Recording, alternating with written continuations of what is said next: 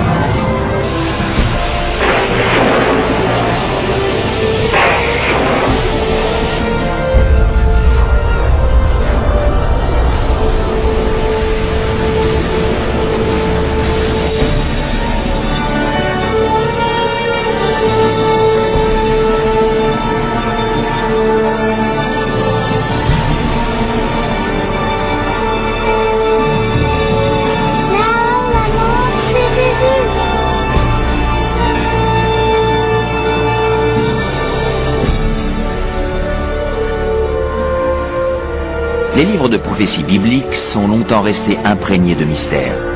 Textes anciens, nombres cryptiques, images symboliques, tous décrivent d'épouvantables événements apocalyptiques proches. Est-il vraiment possible de les comprendre? Qu'est la marque de la bête? Serait-ce, comme certains le prétendent, une puce implantée sous la peau? Quelque chose de plus insidieux? Et l'Antéchrist? Ce sinistre ennemi de Dieu a-t-il déjà fait son apparition? Ou est-il encore à attendre dans l'ombre? La fin du monde sera-t-elle déclenchée par des attaques terroristes? Serons-nous témoins des horreurs d'Armageddon et des 7 dernières plaies? Que faut-il savoir pour ne pas être laissé pour compte lorsque le Seigneur reviendra? Reconnaîtrons-nous les derniers jours et saurons-nous à quoi nous attendre? Vous allez découvrir ce que la Bible dit réellement sur les événements terrestres de la fin des temps. Joignez-vous à moi et découvrons ensemble les faits se cachant derrière la fin du monde dans la prophétie biblique.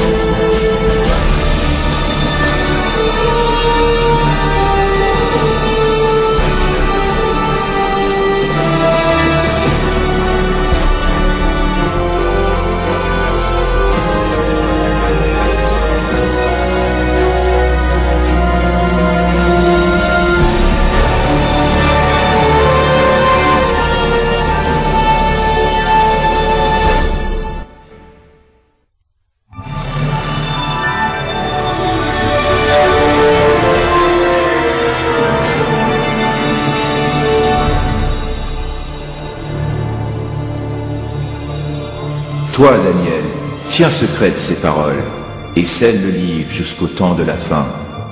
Plusieurs alors le liront, et la connaissance augmentera. La fin du monde, cela arrivera-t-il vraiment? Si oui, quand? C'est l'une des questions les plus importantes et mystérieuses de tous les temps. Le prophète Daniel a clairement prédit que juste avant la fin du monde, nous serions témoins d'un enrichissement considérable de la connaissance. Est-ce arrivé?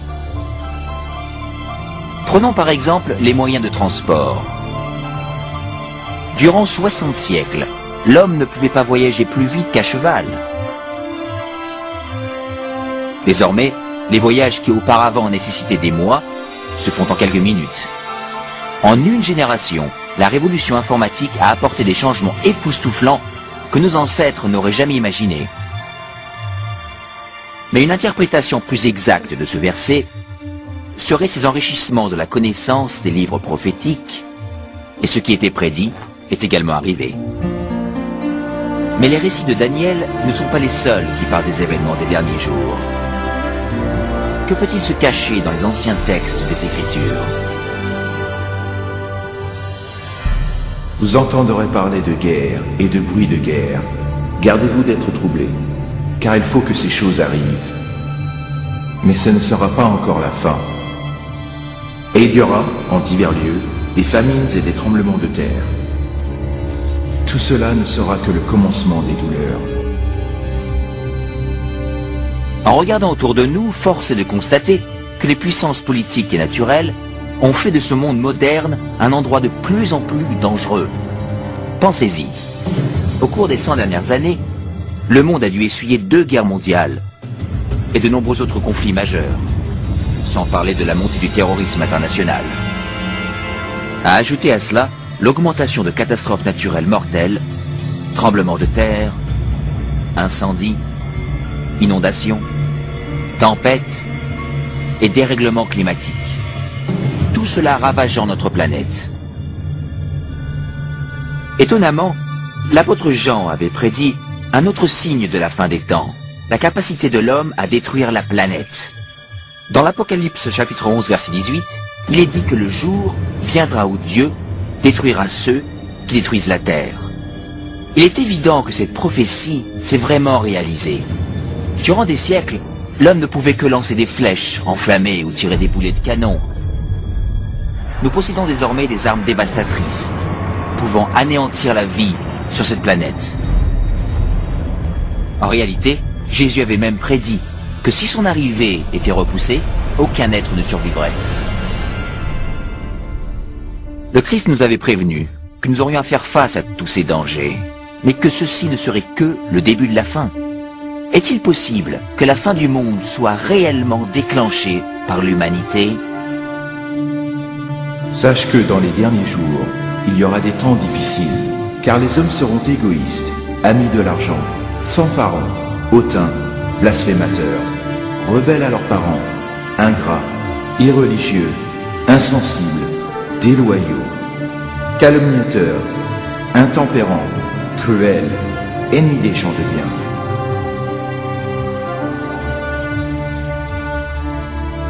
Quiconque ayant vécu durant les dernières décennies ne peut nier la chute libre de la morale dans notre société moderne. Chaque génération repousse les limites d'une conduite acceptable. Chaque nouvelle génération évolue donc dans un contexte moins moral que la précédente. Malheureusement, cette tendance semble inexorable. À l'époque de Noé, la décadence conduisait à la destruction avec le déluge. Au temps de Lot, la dépravation perverse de Sodome et Gomorrhe conduisit à la destruction de ces cités par le feu divin. Ce qui arriva du temps de Lot arrivera pareillement. Les hommes mangeaient, buvaient, achetaient, vendaient, plantaient, bâtissaient. Mais le jour où Lot sortit de Sodome, une pluie de feu et de soufre tomba du ciel et les fit tous périr. Il en sera de même le jour où le Fils de l'homme paraîtra.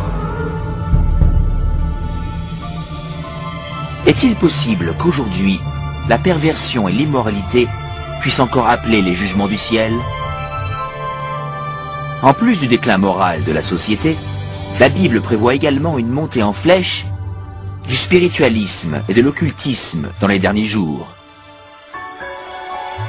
Mais l'Esprit dit expressément que dans les derniers temps, quelques-uns abandonneront la foi pour s'attacher à des esprits séducteurs et à des doctrines de démons. La communication avec les morts, longtemps interdite par les Écritures, est maintenant largement acceptée, même dans les églises modernes. Les émissions de télé et les films mettant en scène la sorcellerie et les sciences occultes sont extrêmement populaires, surtout chez les jeunes. Malgré cette immoralité et cet étouffant spiritualisme, la Bible nous enseigne que là où le péché abonde, la grâce abonde d'autant plus. La promesse qu'a faite Jésus quant à la propagation mondiale de l'Évangile juste avant son retour offre un espoir profond. Cette bonne nouvelle du royaume sera prêchée dans le monde entier pour servir de témoignage à toutes les nations. Alors viendra la fin. La tâche de répandre l'Évangile aux 4 coins de la terre, qui autrefois paraissait insurmontable, devient vite une réalité. Grâce aux missionnaires, aux livres, aux cassettes, aux émissions satellites et à l'Internet, l'évangélisation s'accélère autour du monde. le message du Sauveur n'a jamais été aussi répandu qu'aujourd'hui. La Bible révèle que nous vivons actuellement les derniers jours de la Terre. L'amélioration de la connaissance, l'instabilité globale, le déclin moral et l'intérêt démesuré pour l'occultisme prouvent que la fin est proche. Les signes de la fin sont bel et bien visibles. Mais il y a plus. La Bible annonce aussi que ce sont ces forces opposées du bien et du mal qui conduiront le monde à la bataille finale d'Armageddon. Bientôt, une crise mondiale encore inconnue plongera la planète entière dans les événements les plus terribles jamais vus encore. Car alors la détresse sera si grande qu'il n'y en a point eu de pareil depuis le commencement du monde jusqu'à présent, et qu'il n'y en aura jamais. Quelle catastrophe déclenchera cette crise? Et quand aura-t-elle lieu? Se peut-il que ce soit un acte terroriste dévastateur? Un crash économique? Ou même un tremblement de terre, un astéroïde ou autre cataclysme? Une catastrophe chimique ou un fléau biologique mortel?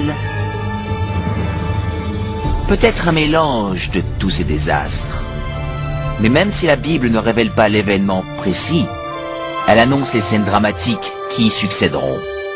Dans notre rubrique suivante, vous en découvrirez plus sur ces événements renversants, terrifiants, que la majorité des chrétiens ne sont pas prêts à affronter.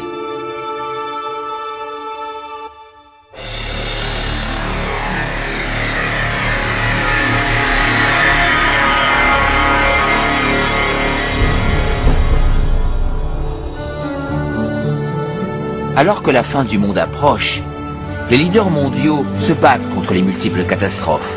Pendant ce temps, les chrétiens fidèles à Dieu font l'expérience d'un merveilleux élan d'énergie venant du Saint-Esprit. Après cela, je vis descendre du ciel un autre ange, qui avait une grande autorité, et la terre fut éclairée de sa gloire. Ce grand pouvoir qui illumine le peuple de Dieu, c'est le Saint-Esprit. Avec une sainte audace, il témoigne pour Dieu, implorant les églises pour qu'elles se réforment et appelant les égarés à venir vers le Christ. Il respecte la parole de Dieu et encourage le monde à se repentir et à obéir au commandement divin. Une atmosphère de renouveau se répand sur la planète et il appelle tous les pasteurs et les membres de l'Église à sauver les âmes. Alors que l'œuvre du Saint-Esprit augmente et les manifestations occultes s'intensifient, des démons trompeurs apparaissent par milliers en se faisant passer pour des êtres aimés, décédés ou des saints du passé. Ils parlent de paix et d'espérance en présentant des doctrines pleines d'erreurs subtiles et dangereuses. La Bible nous prévient. Car ce sont des esprits de démons qui font des prodiges. Comme on le suppose, ces manifestations ont une grande influence et très peu se prononcent contre elles. Jusqu'ici, les familles et les églises sont restées inefficaces dans leur tentative d'enrayer cette vague de malfaisance mondiale. Au cœur de cette agitation politique, morale ainsi qu'environnementale, les hommes cherchent le moyen de bloquer cette immoralité grandissante que nous avons aujourd'hui. Poussés par les électeurs, les leaders religieux et politiques mettent en place des mesures légales plus fortes pour restaurer les principes divins et la paix. Sous cette pression, le gouvernement vote des lois allant à l'encontre des principes de Dieu.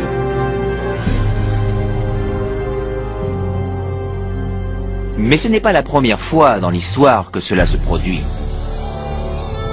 Rappelez-vous l'histoire de Daniel, chapitre 3, lorsque le roi babylonien Nabuchodonosor ordonna à tout son royaume de se prosterner et d'idolâtrer l'imposante statue qu'il avait faite sculpter.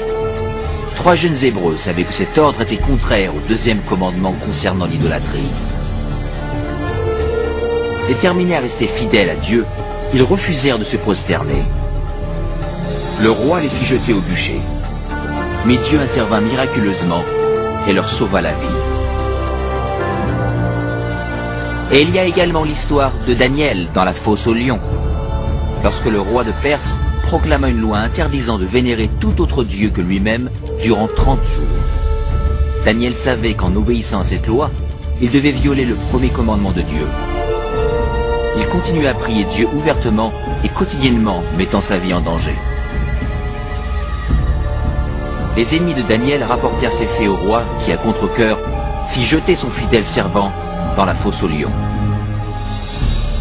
Dieu manifesta encore son pouvoir et épargna miraculeusement la vie de Daniel. Et de la même manière, l'Apocalypse prédit qu'une force maléfique poussera les gouvernements à mettre en vigueur des lois indiquant comment l'on est censé adorer Dieu. Elles sembleront promouvoir la moralité. En réalité, elles prépareront le monde à accepter la marque de la bête et l'Antéchrist. Car il s'élèvera de faux Christ et de faux prophètes. Ils feront de grands prodiges et des miracles, au point de séduire, s'il était possible, même les élus. Alors, dans ces moments de crise, lorsque le monde cherchera désespérément la délivrance et la stabilité mondiale, l'aide apparaîtra sous une forme des plus surprenantes. Partout autour de la planète, on entendra ce cri « Jésus est arrivé, Jésus est revenu ». Un être rayonnant et charismatique se présentera comme le Fils de Dieu. Une nuée de reporters affluera pour voir cet être surnaturel faire des miracles. Ils l'entendront répéter les mots prononcés par Jésus dans les Écritures. Cet événement sera retransmis via satellite et des millions de gens croiront, à tort, que cette apparition confirme les Écritures. Il sera vu de tous. Beaucoup de religions attendent la venue imminente d'un sauveur. Et cet être radieux paraît être la réponse à toutes leurs prières. Mais dans le deuxième épître Corinthiens, la Bible met en garde contre Satan sous l'apparence d'un ange de lumière. Ce n'est pas Jésus que les hommes accueillent à bras ouverts, mais Satan, se faisant passer pour le Fils de Dieu. Et ce faisant, le diable est ainsi capable de réunir les hommes et de renforcer ainsi son système de culte trompeur. Il réalise alors la plus grande imposture jamais commise envers la race humaine.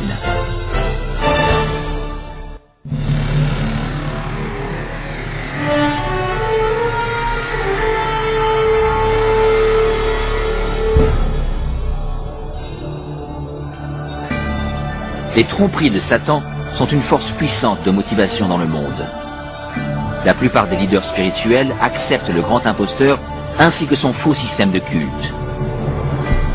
Alors que les catastrophes s'intensifient, les chefs d'église veulent pousser la planète à adhérer aux doctrines trompeuses de cet imposteur et faux messie. C'est ici la persévérance des saints qui gardent les commandements de Dieu et la foi de Jésus.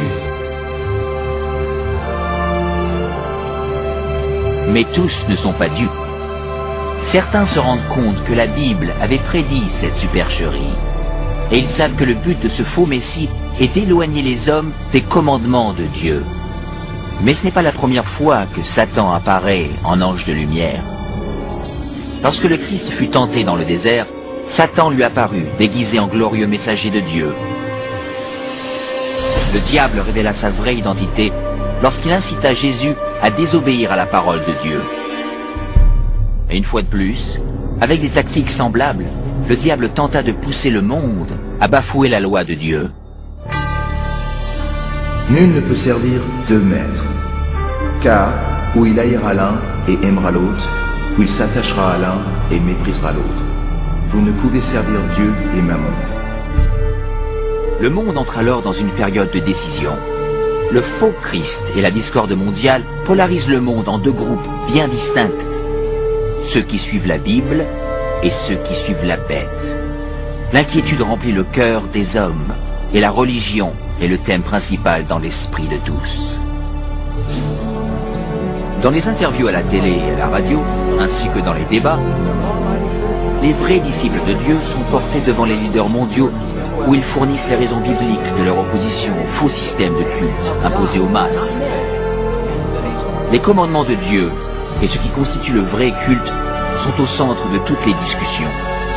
Motivés par le Saint-Esprit et par les arguments bibliques des serviteurs de Dieu, des milliers de gens à travers le monde quittent leurs églises sans vie et prennent position aux côtés des vrais disciples de Jésus.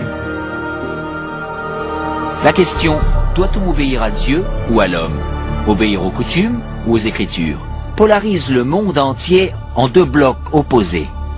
D'un côté, ceux qui reçoivent le sceau de Dieu, et de l'autre, ceux qui reçoivent la marque de la bête.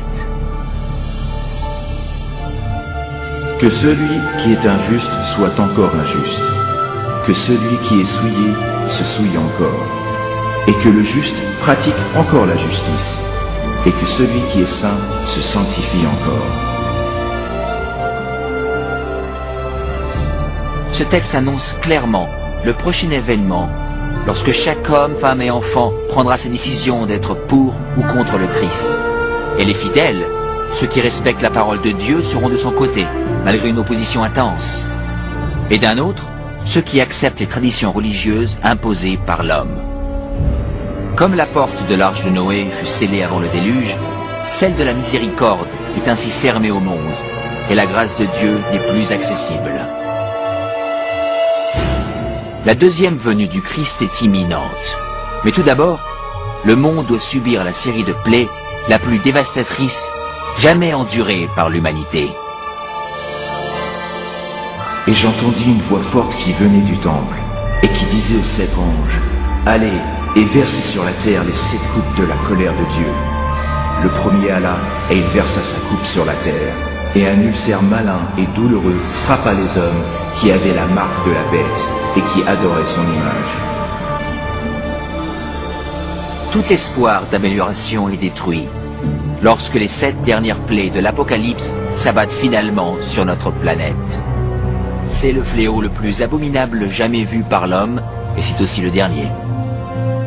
La première plaie est extrêmement douloureuse et effroyable et cause une atroce souffrance pour les égarés. 6 autres suivent rapidement. L'eau des mers et des rivières se change en sang. Le soleil reçoit le pouvoir de brûler les hommes. Plaie après plaie se suivent. La terreur règne sur les peuples de la terre, frappés de panique. Pendant ce temps, une partie des rescapés trouve refuge à l'écart, où ils sont protégés et soutenus par les anges de Dieu. D'autres sont jetés dans des prisons. Alors qu'ils semblent oubliés par l'homme, ils ne sont pas oubliés par Dieu. Les fidèles sont protégés des plaies, comme les enfants d'Israël furent préservés du fléau qui s'abattit sur l'Égypte. Les fidèles traversent alors une terrible période de quête spirituelle. Leur seule pensée devient « Sommes-nous dans les pas de Dieu ?»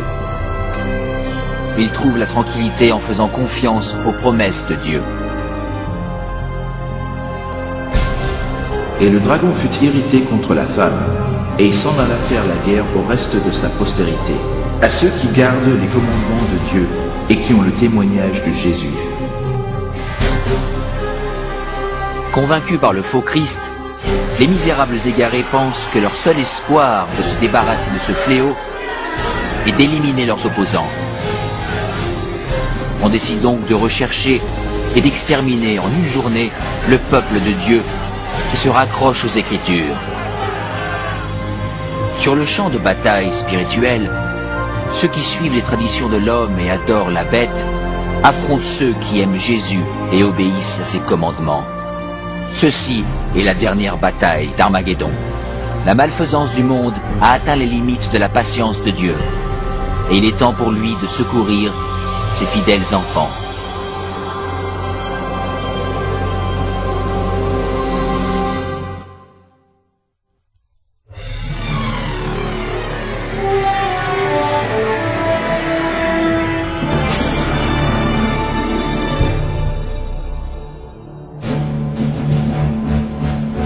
Au milieu de la nuit, on cria « Voici l'époux, allez à sa rencontre !»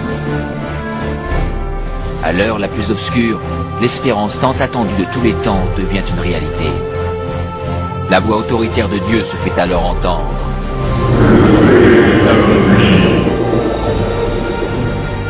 La voix tonitruante remue les cieux. Un puissant tremblement de terre signale alors l'approche d'une grande armada céleste. Les enfants de Dieu, qui étaient blêmes et hagards, se redressent devant leurs oppresseurs, encerclés par un arc-en-ciel lumineux. Leurs visages resplendissent, car ils savent que leur Rédempteur et ses anges viennent les chercher. Voici, il vient avec les nuées, et tout œil le verra, même ceux qui l'ont percé, et toutes les tribus de la terre se lamenteront à cause de lui. Ce n'est pas un enlèvement secret, comme vous avez dû l'entendre. Toute personne sur Terre assiste à cet événement extraordinaire. Et la plupart en sont terrifiés. Les égarés s'enfuient dans les cavernes, tentant en vain de se cacher d'une voix sacrée. Et comme Jésus l'avait promis, les êtres malveillants qui avaient marqué son procès et sa crucifixion sont élevés de leur tombe pour le voir arriver dans un nuage de gloire. Car le Seigneur lui-même a un signal donné, à la voix d'un archange et au son de la trompette de Dieu, descendra du ciel, et les morts en Christ ressusciteront premièrement. On entend alors une trompette résonner dans les cieux. Et la voix toute puissante du Sauveur appelle les saints endormis depuis des siècles. Réveillez-vous, vous qui dormez dans la poussière, et levez-vous. Sur toute la terre, une armée de saints se lève de leur lit de poussière. Ils apparaissent dans des corps jeunes, glorifiés et immortels, sans aucune trace de maladie ou de défiguration. Ensuite, ceux qui ont traversé la période trouble sont également transformés. Ils reçoivent un nouveau corps, beau et immortel. Les âmes perdues, terrifiées, regardent avec angoisse cette scène surprenante. Ensuite, nous, les vivants, qui serons restés, nous serons tous ensemble, enlevés avec eux sur des nuées, à la rencontre du Seigneur dans les airs, et ainsi nous serons toujours avec le Seigneur. Les âmes transformées s'élèvent au-dessus de la destruction, laissant le monde en convulsion. Ils rejoignent leur Sauveur parmi les nuées d'anges. La peine, le péché et les souffrances resteront derrière eux. Le voile qui les séparait de leur Seigneur est éliminé pour toujours, et ils contemplent leur Dieu et son divin visage en face à face. Ce que tuera l'Éternel en ce jour seront étendus d'un bout à l'autre de la terre. Ils ne seront ni pleurés, ni recueillis, ni enterrés. Ils seront comme du fumier sur la terre. Au cours de la deuxième venue, le chaos règne sur la planète. Parmi les ouragans de démons hurlants, les tremblements de terre, les océans bouillonnants, les îles en disparition et les nuages menaçants, la terre est battue de grêlons gigantesques. Les âmes perdues encore vivantes sont bientôt détruites par la clarté de la présence du Seigneur. Leurs corps sont éparpillés sur la surface de la planète ravagée. Pour la première fois depuis sa création, la Terre est désormais complètement dépourvue de toute vie humaine. Seul Satan et ses anges déchus demeurent pour contempler les résultats de la rébellion.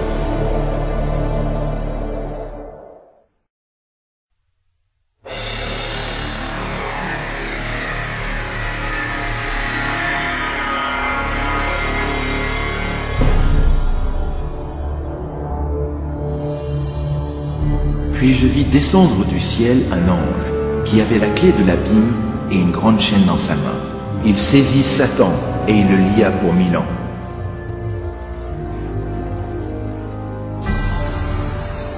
Entourés par le monde qu'ils ont ruiné, Satan et ses anges se retrouvent liés à la terre pour 1000 années. Ils sont emprisonnés sur cette planète sombre, déserte et abyssale. Seul avec ses démons, Satan doit attendre et méditer sur sa punition future. De tous côtés, il ne voit que villes dévastées, forêts brûlées et eaux desséchées, terribles conséquences de sa guerre contre le ciel.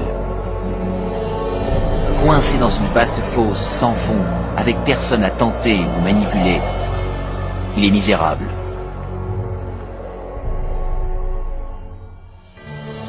Et je vis des trônes, et à ceux qui s'y assirent fut donné le pouvoir de juger. Ils revinrent à la vie, et ils régnèrent avec Christ pendant 1000 ans. Alors que Satan médite seul sur son sort, les âmes rachetées profitent des gloires indescriptibles du ciel.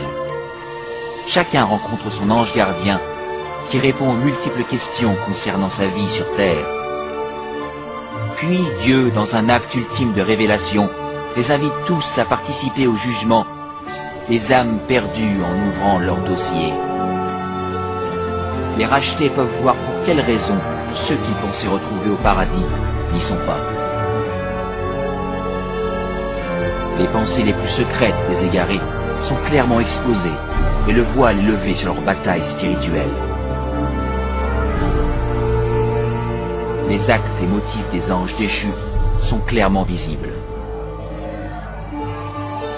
La transparence de Dieu est à ce sujet remarquable. Comme Paul l'annonce dans le premier épître aux Corinthiens, chapitre 6, verset 2, les sauvés participent au jugement des âmes égarées. Avant qu'un seul pécheur soit puni, son dossier est revu par des humains comprenant les difficultés de la vie sur terre. Tous les maux et les faits des âmes perdues sont pesés devant la parole de Dieu. La justice de leur sentence est confirmée et l'ampleur de leur punition déterminée. À la fin des 1000 années, Jésus et les rachetés préparent leur retour sur terre. Satan, ses anges et les âmes perdues doivent faire face aux dernières conséquences de leurs actes. Les humbles hériteront de la terre, et Dieu doit mettre en œuvre la phase finale de son jugement et purger l'univers des péchés.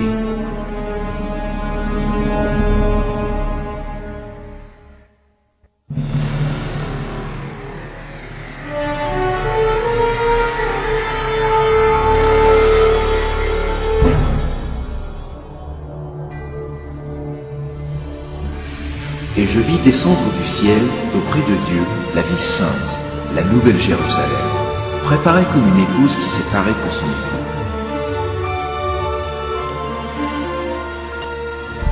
Après ces 1000 années de sabbat au paradis, le Christ et les rachetés retournent sur terre avec la nouvelle Jérusalem. En s'approchant de la planète dévastée, Jésus ordonne aux âmes perdues de sortir de leur tombe poussiéreuse. Entendant ces mots, les laissés pour compte de toutes époques et de tout lieu se présentent devant Dieu. Ils sont sauvés en gardant leur corps de mortels. Alors que Jésus descend du ciel, ses pieds touchent le mont des Oliviers. Le mont est anéanti par un immense tremblement de terre qui le transforme en une vaste plaine. La nouvelle Jérusalem, la cité massive de Dieu, descend alors des cieux et ses fondations se posent sur la plaine que Jésus a préparée.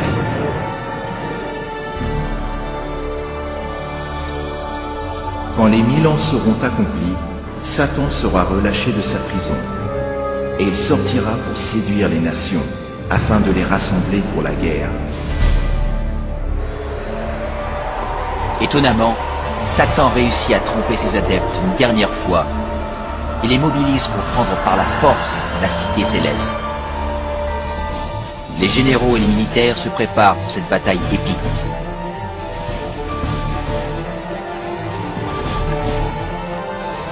Les âmes perdues prouvent ainsi que leur cœur n'a pas changé.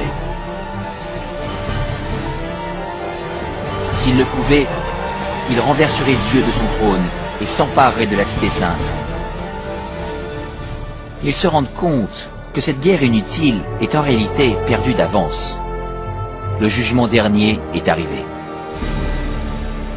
Et je vis les morts, les grands et les petits, qui se tenaient devant le trône. Des livres furent ouverts, et les morts furent jugés selon leurs œuvres.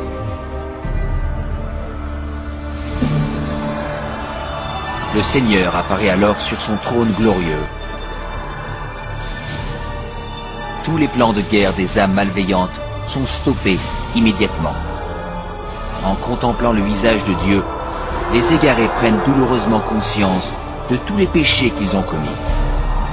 Ils se rappellent de chaque instant où ils ont tait leur conscience, où ils se sont éloignés des supplications du Saint-Esprit.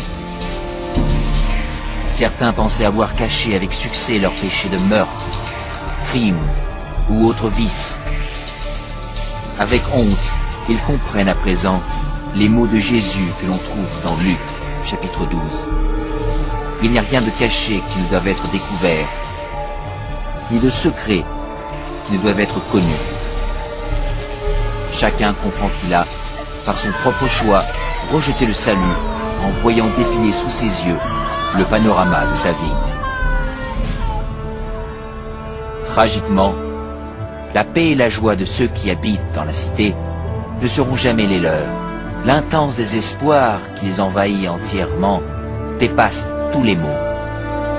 Les rebelles ne peuvent nier la justice de Dieu qui les déclare coupables.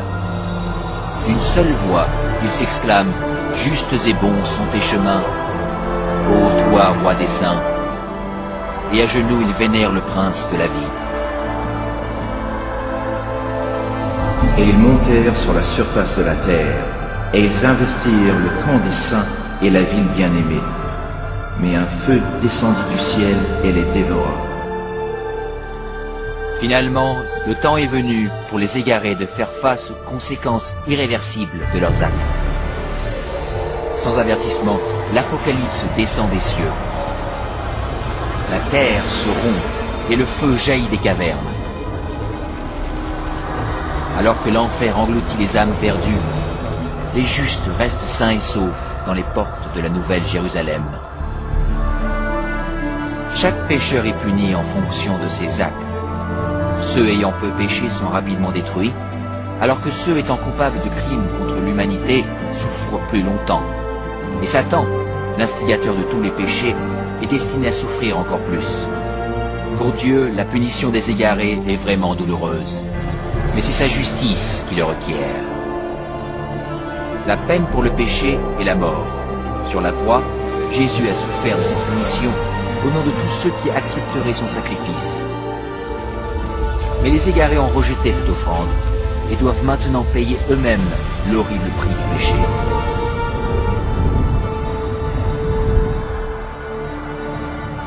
Car voici, le jour vient, ardent comme une fournaise. Tous les hautains et tous les méchants seront comme du chaume. Mais pour vous qui craignez mon nom, car ils seront comme de la cendre sous la plante de vos pieds. Alors que les dernières braises de la punition refroidissent, les citoyens de l'univers élèvent leur voix et prient Dieu pour que le règne de terreur de Satan soit à jamais terminé. La paix de l'univers est en sécurité. Dieu porte désormais son attention sur la création d'un nouvel Éden et d'une nouvelle terre.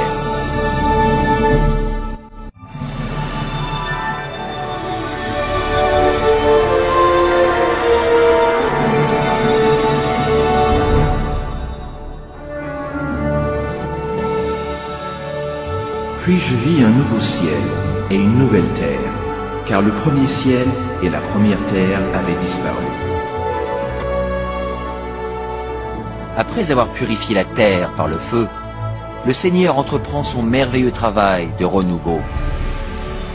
Avec le pouvoir de ses mots, la terre retrouve son apparence d'Éden originel. Il fait entendre sa voix, et un tapis de végétation luxuriante recouvre la planète. Sous son commandement, la terre et l'eau regorgent de vie. D'innombrables créatures magnifiques explorent le nouveau paradis.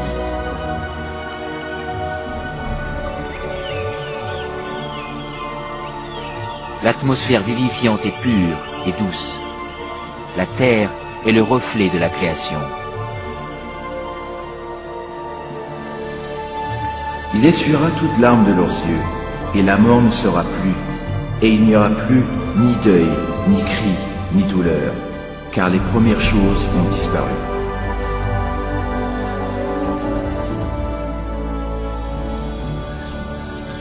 La sécurité de l'univers est assurée. Avec la nouvelle Jérusalem comme capitale, tous les êtres créés se réjouissent de l'amour de Dieu.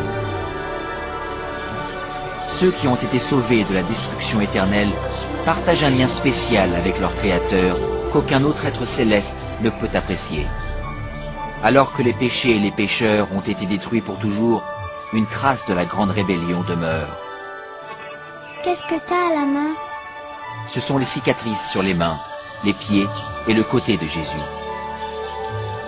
Alors que s'écoulent les jours heureux de l'éternité, les souvenirs tristes et douloureux se dissipent dans la gloire et la splendeur des cieux.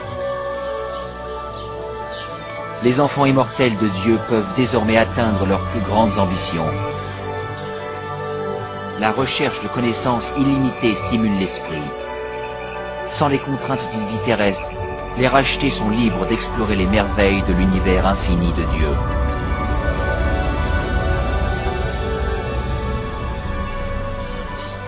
Le ciel est un endroit de paix et d'harmonie parfaite, où l'amour pour Dieu et les autres remplit tous les cœurs.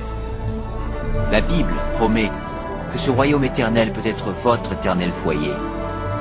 Jésus s'est sacrifié sur la croix pour vous offrir le pardon et la victoire sur les péchés. Plus que toute autre chose, il veut que vous habitiez avec lui sur cette nouvelle terre. Alors qu'il fait tout pour vous sauver, il ne peut vous forcer à accepter ce cadeau. Vous devez l'accepter vous-même. Irez-vous vers lui aujourd'hui? Demandez-lui maintenant et il viendra dans votre cœur.